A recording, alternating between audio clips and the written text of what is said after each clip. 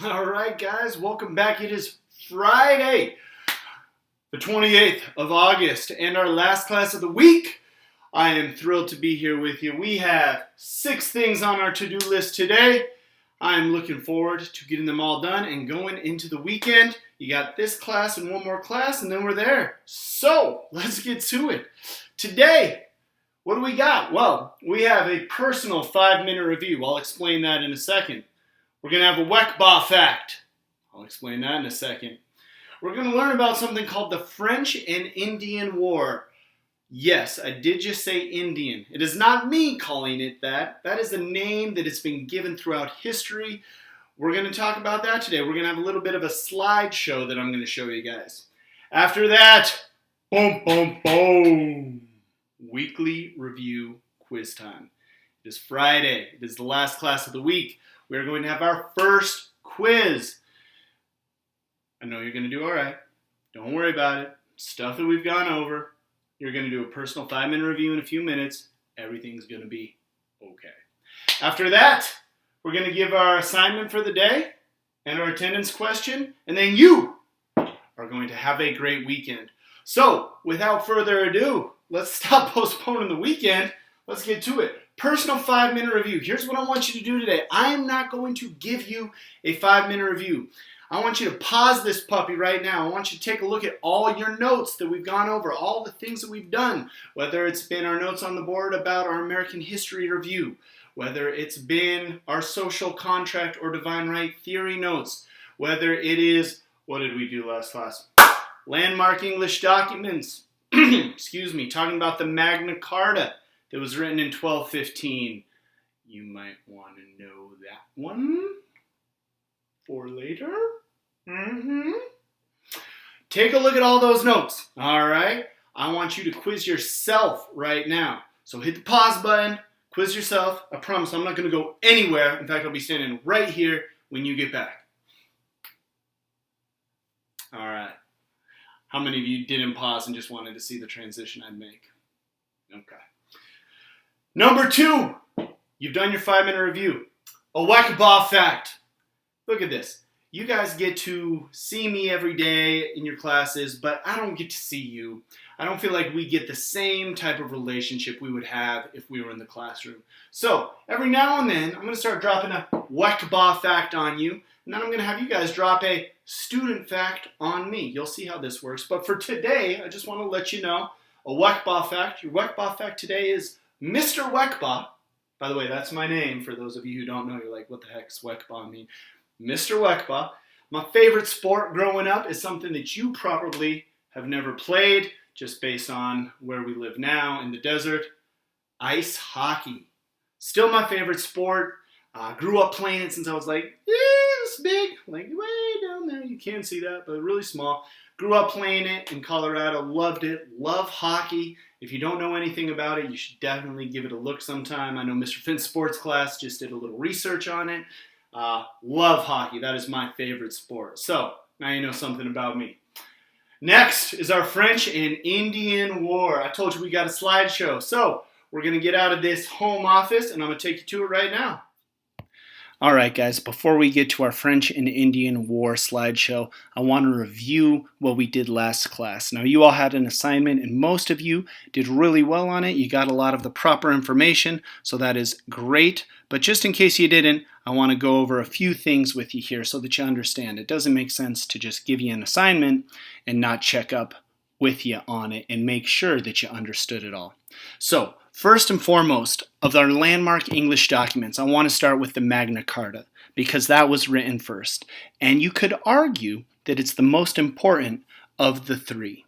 The Magna Carta was written in 1215 and it was signed by the king at that time. The King of England was named King John. And this is important specifically because it was the first time that people put limits on the king's absolute power. First time that people decided, hey, you know what? The king shouldn't be able to do whatever he wants. Now, it started with a group called barons, and barons are more than just your regular common folk. But later on, after a while, the rights were extended to all English people. Some of these rights were things like trial by jury and due process of law. We'll learn about those and how those are American rights and American freedoms that we have today. But that's why the Magna Carta is important. It was the first time that the people put limits on the king's absolute power. Ignore that alarm. Every now and then you have an alarm go off in the middle of a video. Next, you got the Petition of Right, and that was written in 1628. And that was signed by another king, and his name was King Charles the First. There was more than just one, so that's a little Roman numeral. King Charles the First. And this one is important because it banned the king from punishing the people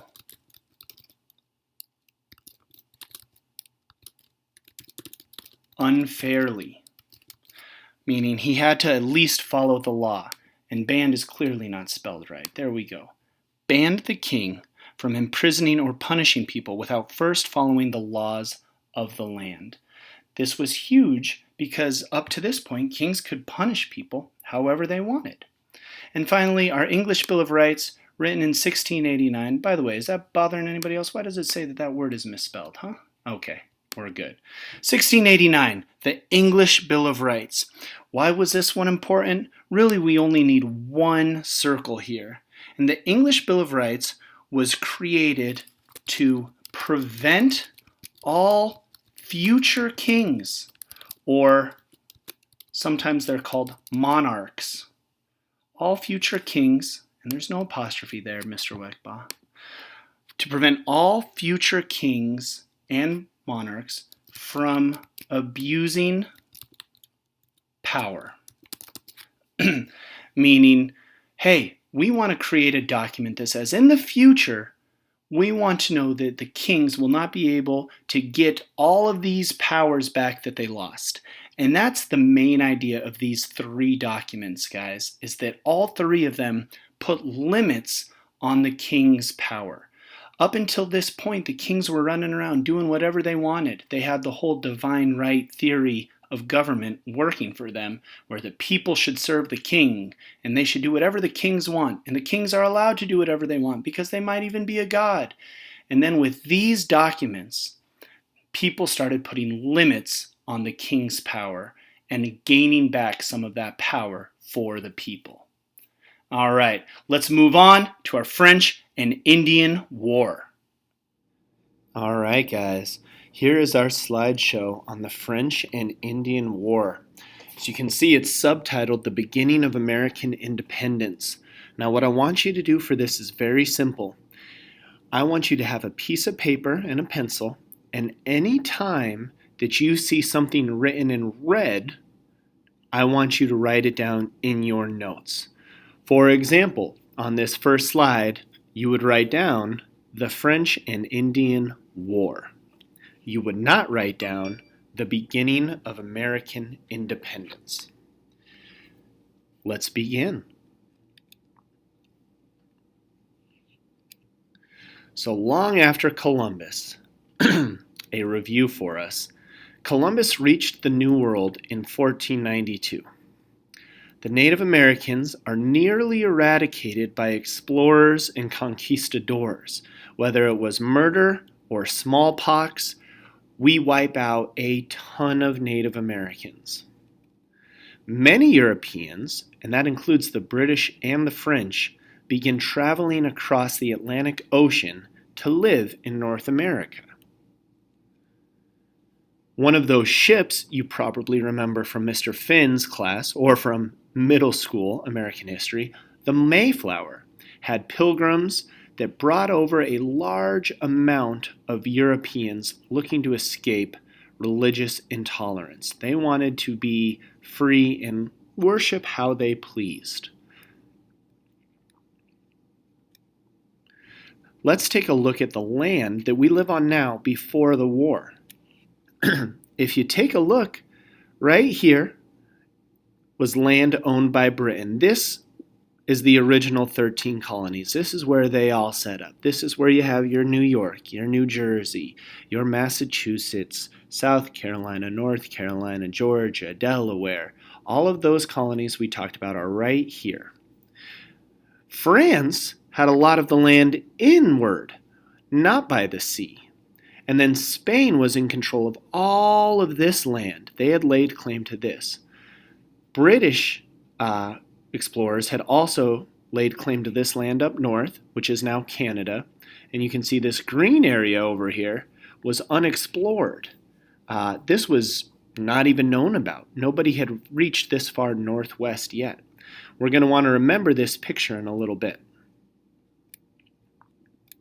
So, what caused the war? Hopefully you're noticing that's in red. As more and more British citizens colonized on the East Coast, the more inward they had to move. Pause it if you need to, but let's go ahead and take a look back at that map. All these people are coming across the ocean from Britain. Remember, even though this is white and it says nothing's there, this is the ocean. People are coming from England and they're settling right here. And eventually they run out of room along the coast, so the only place left to move is inwards towards the middle of what is now modern-day United States. The French and remaining Native Americans did not appreciate this. The Native Americans had already gone out of their way to make certain peace treaties with British colonists who were living on that East Coast, and the British kept coming over and moving more and more inward. They didn't appreciate this because they lost land, they lost family members, and when you have more people come to the same area, there's not enough food. There weren't grocery stores. There wasn't a Walmart or a Safeway back in the day. They would hunt for their food, and they were losing out on a lot of food because more and more British citizens kept coming over. So teamwork makes the dream work. The French and the natives team up together. The Native Americans would burn and pillage British settlements at night. During the night, they would team up, they'd get together in bands, and they would burn down British settlements while people were sleeping inside of them sometimes. Oftentimes, they would also torture their victims, striking fear into the British colonists. One of the things they would do would be scalping people, and that's where they cut not just your hair off the person's head, but the entire scalp, digging into their skin with a knife and pulling back the skin with the hair still on it. This created a strong sense of fear amongst the British, being very afraid of the natives. But why would the natives help the French? Why would the natives and the French work together? Well, the Native Americans had nothing to lose at this point. The British, as we saw from that last photo, they were taking more Native American land. The French, they were not. The French and Indian War, in quotes, you see those quotes, we use quotes a lot. It lasted from 1754 to 1763. And it's actually known as the 7 Years' War in Europe. And as some of you smart kiddos are astutely pointing out right now, 1754 to 1763 is not 7 years. What's wrong with the Europeans? Well, we'll get to that. 1754 to 1763 is how long the French and Indian War lasted. It was called the French and Indian War here in North America because the Native Americans helped the French fight against the British. However, this was the beginning of the start of a larger war in Europe. So this war basically was 9 years for the French and Indian War, and then it spread out into Europe 2 years in, making it only 7 years in Europe, and that's why Europeans refer to it as the 7 Years' War. If you ever hear the 7 Years' War, just know that people are also talking about the French and Indian War. get by with little help from our friends. With the natives and French joining together, the British had no choice but to call on the colonists currently living in America to help them out. Now, one thing that's kind of confusing is that the British also did have some help from some other Native American tribes. But the key forces here were going to be the British and the colonists who were living on that East Coast. Benjamin Franklin, we've heard of him, he creates a political cartoon that calls for the American colonies to band together for protection against the French and the Indians. And this is what it looks like. It's a snake chopped into pieces, but each piece representing a different colony, saying, hey, as one colony, we cannot win a war.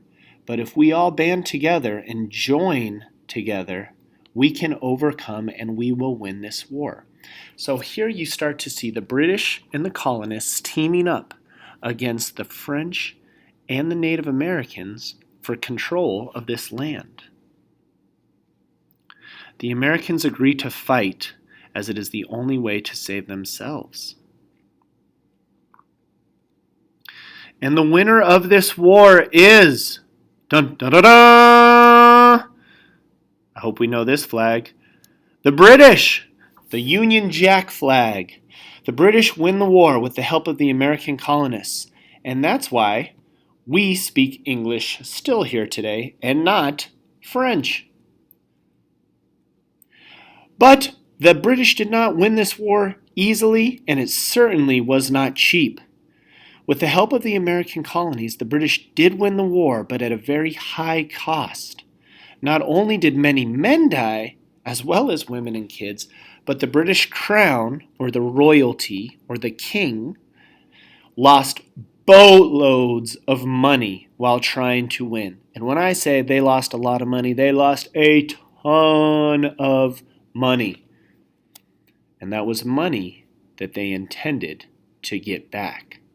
The key thing, if you only take one thing from this entire PowerPoint, is this middle point, that the British Crown lost boatloads of money while trying to win.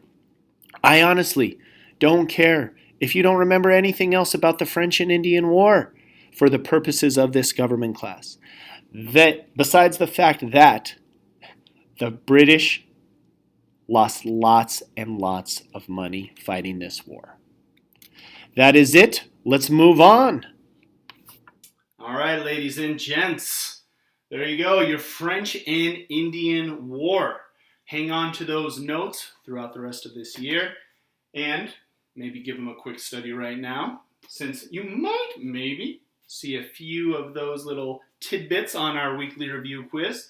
We also took a little look back and reviewed our landmark English document, so great job there. Now, it is time for the weekly review quiz, your first quiz. Let me just check too. All right, we're recording, we're rolling. You wouldn't believe this. Get this. Here's a little anecdote for you to laugh at before we do the quiz. I just did this whole thing, gave you guys the quiz, told you what your assignment was and your attendance, thought it was recording, gave you a nice little 8-minute send-off, have a great weekend, didn't hit the record button. Not even joking. So now, this is take two. Take two. Teachers make mistakes too, all right? Hopefully you don't make any mistakes now on your weekly review quiz. Here's what you need. You need a piece of paper and a pencil, all right? If you don't have that and you're going to take this quiz on your phone or on a laptop, that's fine. But there are a few things that you need to know about this quiz. Here's how it's going to go. There's going to be 10 questions on it, all right? Most important thing that you can do is put your name and the date on this, whether you're writing it or typing it, and then you're going to number it 1 to 10, and you're going to put down the answers next to those numbers, all right? So, let's just say you got a piece of paper here. Boom. Bada bing, bada boom. Again, the art stylings of Mr. Weckbaugh. If teaching doesn't work out, I can always go do this. All right, here's your paper. You're going to put your name up here, and you're going to put the date right there. Now, you're going to number it 1, 2, 3, 4, all the way down to 10. And each time I ask you a question, you're going to put the answer right here. All right? If you're putting this on your phone or if you're typing it up, that's fine. You still need to number it, though. Put your name, the date, number, and answer. Okay? Without any further ado, let's rock this out. Our first weekly review quiz. Pause at any time if you need to. All right? Question number 1. For question number 1, I want you to tell me the names of at least 5 Native American tribes. That is all number 1. For number 1, you're going to list the names of 5 Native American tribes. 5 different Native American tribes. Number 2, like I said, if you need to, pause. I'm going fast, I know.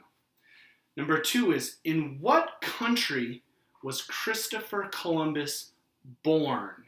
Where was Christopher Columbus born? Let's check, make sure.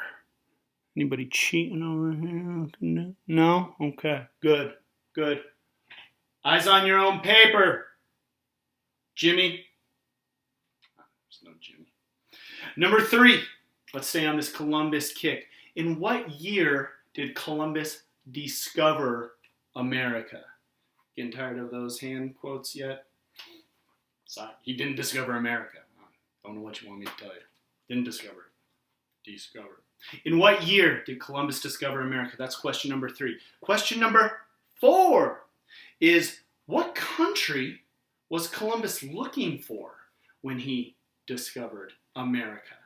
Remember, he was looking for an alternate route to get to a country with spices that made food taste oh so good. What country was that? Number 5. Which country colonized, keyword, which country colonized the east coast of North America, modern day United States right now, right up there against the Atlantic Ocean? Which country colonized that area? Number 6, name 5 of the original 13 colonies. That means for number 6, you got 5 different answers. You got to put 5 of the original 13 colonies. Number 7, what is the name of the theory of government that we studied, of how we get the state and how government should be treated, that says that the gods or God chooses the kings and who should rule? The kings and the rulers are chosen by gods. What is the name of that theory? Number 8, what is the other theory of government that we studied that says the people agree to a contract with the state? The state agrees to protect the people, and in return, the people agree to give up some of their rights and obey the law. What is the name of that theory? Number 9 goes hand in hand with number 8. If you know number 8, you probably know number 9. Who is the main contributor to that theory? Meaning, who came up with it? Who put forth most of that information and came up with those ideas? There were 3 people we talked about. Who's the number 1 person? Hint, he might be the first person on your list. I don't know. And finally, number 10. Which landmark English document that we studied and reviewed today that was written in 1215 put limits on the king's power or the monarch's power for the first time? They took away his absolute power and said, nope, no more for you, sir. First time this was ever done. 1215. What was the name of that document?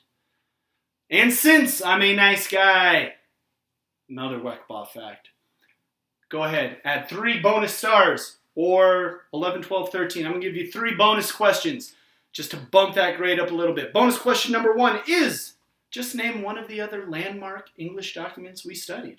There were 2. Name one more. Bonus question number 2, or question 12, however you want to look at it. Who fought against who or whom In the French and Indian War, what were the two sides? Who fought against who? Multiple answers there. And finally, bonus question number 3, or question number 13. What did England lose a lot of in the French and Indian War? You might even say they lost a boatload of it. An uber amount. That, my friends, is your weekly review quiz. I hope it wasn't too hard. Here's what you're going to do. Take a picture of it. Send it to me now, ASAP. That is actually going to count as your assignment today. All right? That counts as your assignment. So, send that to me immediately. Make sure your name and date are on it. Give me those answers. Next, attendance question. Here's your attendance question. It's very simple. I gave you my Weckbaugh fact earlier. I grew up, I loved hockey. That was my favorite sport. Why don't you tell me what your favorite sport or hobby or activity was growing up? Maybe it was football or soccer. Maybe it was working on cars. Maybe it was something to do with clothing. Maybe you loved the news. You were a little 5-year-old, 10-year-old brainiac, just getting all the news you could handle. That's cool. I'm not judging. Tell me what your favorite hobby was, all right? That's going to be your attendance question today. When you were growing up, when you were a kid, maybe it's still the same thing today. Tell me what your favorite hobby or thing to do was, all right? Number 6, that's it. Let's have a great weekend. You guys crushed it. That's week 3 in the books. Keep on doing what you're doing. We'll see you next week.